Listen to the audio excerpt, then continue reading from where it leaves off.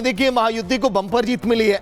महाविकास आघाड़ी की बात करें तो हौसले पूरी तरह से पस्त हैं, हताश हैं और उम्मीदों को माने एक बड़ा झटका सा लगा है। यही वजह है कि महाराष्ट्र के जो सपा के अध्यक्ष हैं अबू आजमी, उन्होंने एमवीए छोड़ने का जब ऐलान किया तो आदित्य ठाकरे का बयान भी सामने आया। महाराष्ट्र से लगाए लखनऊ तक हलचल इस पर जोरों पर बढ़ गई और सपा को मिर्ची लगी है। रिपोर्ट आप देखिए।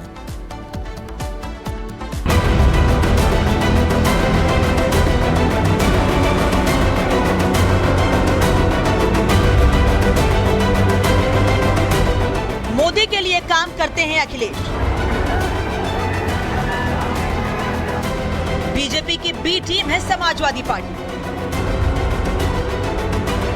सियासत के मैदान में यह अब तक का अखिलेश पर सबसे बड़ा हमला हुआ है, क्योंकि उद्धव ठाकरे के गुट ने सीधे तौर पर सपा को बीजेपी की बी टीम बताकर सियासी भूचाल ला दिया है।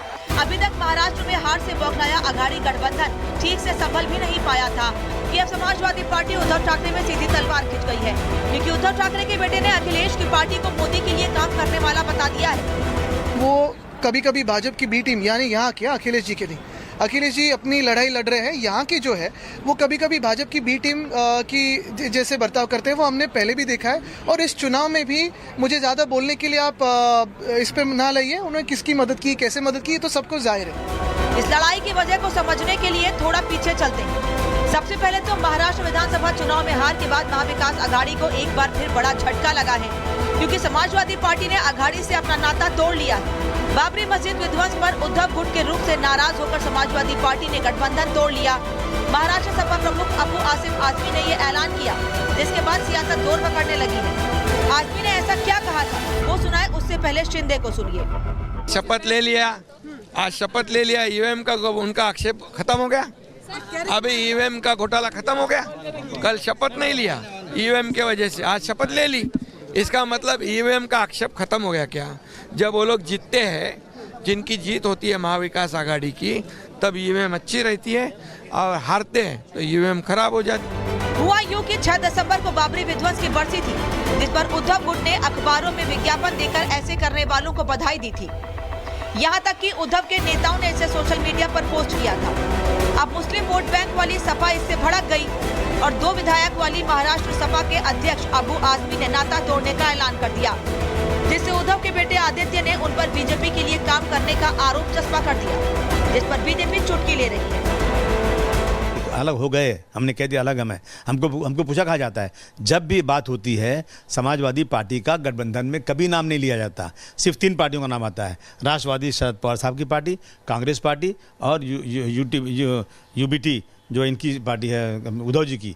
3 के अलावा नाम को आते ही नहीं। हम तो बिन बुलाए मेहमान हैं। वो कभी कभी भाजपा की बी टीम यानी यहाँ क्या अखिलेश जी के नहीं, अखिलेश जी अपनी लड़ाई लड़ रहे हैं। यहाँ की जो है वो कभी कभी भाजपा की बी टीम की जैसे बर्ताव करते हैं वो हमने पहले भी देखा है। और इस चुनाव में भी मुझे ज़्यादा बोलने के लिए आप इस पर ना लाइए। उन्होंने किसकी मदद की, कैसे मदद की, तो सबको जाहिर है। शौर्य दिवस था, क्योंकि उस दिन पर उनके हिसाब से बाबरी नाम का कलंक जो है वो हटाया गया, तो उसको लेकर अब अबू आजमी ने और समाजवादी पार्टी ने अपने इस अनैसर्गिक निकाह में 3 तलाक देने का काम किया है। तलाक तलाक तलाक अबू आजमी ने बोल दिया है। एक तरफ तो गठबंधन में दरार पड़ गई है, जो सपा के जाने से बढ़ती जा रही है।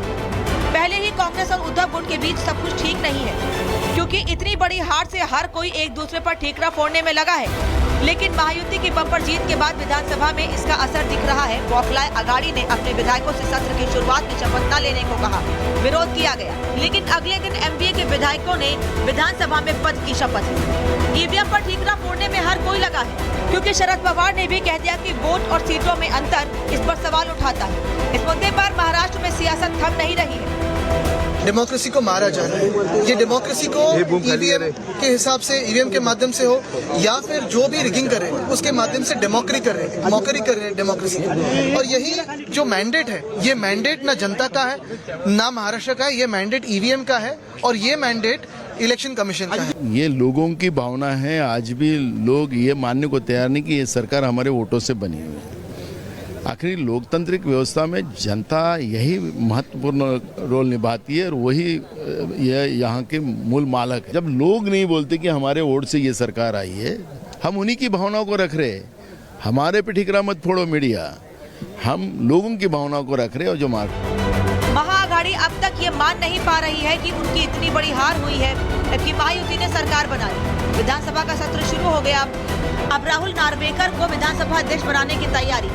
उन्होंने गठबंधन की पार्टियों के नेताओं की मौजूदगी में नामांकन भर दिया तो विपक्षी विधायक बैठक करके रणनीति बना रहे हैं, लेकिन होगा क्या, क्योंकि सदन में उनके पास नंबर नहीं है और ये फैसला जनता ने किया है, मगर आरोप सरकार पर है। ईवीएम टैंपरिंग कभी नहीं हो सकता है। हम सब जानते हैं कि टेक्निकल एक्सपर्ट्स है, इलेक्शन कमीशन ने मॉक ट्रायल्स लिया है जहां 1000 वोटर का सैंपल साइज होता है। हार जीत का फैसला जनता ने किया है तो फिर ईवीएम पर बिल फाड़ कर क्या विपक्ष अपनी हताशा जाहिर कर रहा है या फिर प्रदर्शन और आंदोलन के जरिए बस खींच निकाल रहा है? Bureau report, Republic Bharat.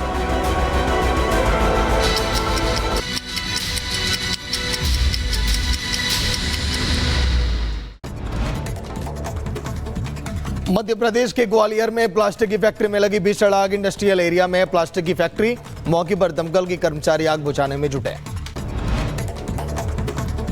रात 11 बजे प्लास्टिक की फैक्ट्री में लगी आग। फैक्ट्री में केमिकल होने की वजह से आग तेजी से फैल गई। घटना के बाद इलाके में अफरा तफरी का माहौल। फायर ब्रिगेड की 24 गाड़ियां आग बुझाने में जुटी। फैक्ट्री में फंसे 4 महिला और 1 बच्चे को सुरक्षित बाहर निकाला गया। किसी के हताहत होने की खबर नहीं है। दिल्ली के शादरा में गांधीनगर मार्केट की दुकान में लगी भीषण आग। आगजनी में दुकान में रखे लाखों रुपए का सामान जलकर खाक। यूपी के झांसी में पबजी खेलने से मना करने पर छात्र ने अपनी जान दे दी। 10वीं के छात्र ने मां के सामने पेड़ से फंदा लगाकर जान दी। परिवार में कोहराम मचा हुआ है। यूपी के उन्नाव में फिल्म पुष्पा 2 देखने आए लोगों ने किया बवाल। पुलिस ने प्रदर्शनकारियों पर किया लाठीचार्ज। यूपी के सोनभद्र में सड़क हादसे में बाइक सवार 3 युवकों की मौत। सड़क के गड्ढे में अनियंत्रित होकर फिसली बाइक। पुलिस मामले की जांच में जुटी है। एमपी के सीधी में एक पिता ने ले ली मासूम की जान। तंत्र मंत्र से बीमार बेटी को करना चाहता था ठीक, चिमटे से मारपीट कर पत्थर पटक कर दी हत्या। यूपी के बलिया में अंतिम संस्कार से लौट रही पिकअप गाड़ी बेकाबू होकर पलट गई। पिकअप में सवार 9 लोग वहां पर घायल हो गए। जिला अस्पताल में करा गया एडमिट। एमपी के सतना में घर के बाहर खेलते समय नाली में गिरा मासूम। घटना सीसीटीवी में कैद। गंभीर हालत में मासूम को हॉस्पिटल में एडमिट किया गया। यूपी के गोंडा में चोरी के मामले में पकड़ा गया बांग्लादेशी घुसपैठिया। ताला तोड़कर घर में चोरी करने का आरोप। 20,000 नकदी समेत फर्जी आधार कार्ड और वोटर आईडी के साथ गिरफ्तार। एमपी के दमोह में लव जिहाद का मामला आया सामने। नाबालिग लड़की को प्रेम जाल में फंसाकर दिल्ली ले आया। सूचना पर पुलिस ने नाबालिग को बरामद किया। आरोपी युवक अभी फरार है। लखीमपुर खीरी के गुरुद्वारे में एक ग्रंथी के बेटे की गोली लगने से मौत। पुलिस ने घटनास्थल से असलाहा बरामद किया। मामले की जांच अभी जारी।